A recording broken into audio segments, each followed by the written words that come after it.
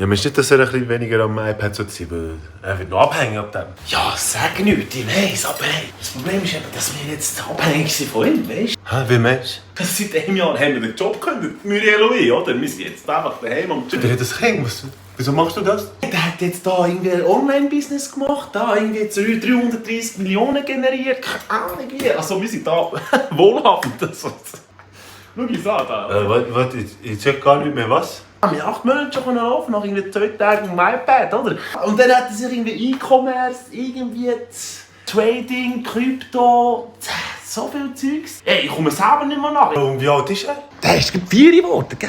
Was? Wir haben gesagt, erklärt mir so, ich habe keine Kapazität für mich, keine Zeit. Ja, er hat mit so vielen Leuten auf dem Online-Kurs, oder? Und was machst denn du den ganzen Tag? Jetzt muss ich selber einen Online-Kurs. Ja, 100 Stutz im Monat. Ist okay, oder? Ja, was mach ich? Was mach ich? Jeremias, sag mal Onkel Gabi Hallo. Ich bin gerade meine Cross-Settings am Analysieren, warte schon. Ist es er, der Lustfilm-süchtig ist, der erzählt hat, er schaut immer Lustfilme auf seinem Kompi? Ja, jetzt habe ich ihm erzählt. Ja. Eben, wir haben Technologie mit Titten verbunden, oder? Ja, ist gut mit dem iPad, Messias. Papi, wie viel willst du das Konto für morgen? 10'000 gelangt, oder? Ja, und der Mami auch noch. 100 Stutz Online-Kurs, gell? Schatz, heute gibt's Cream Pie. Ja, Micha macht das Film. Mama, ich will es leisten. Ja, Mama, jetzt geht nicht, aber bald.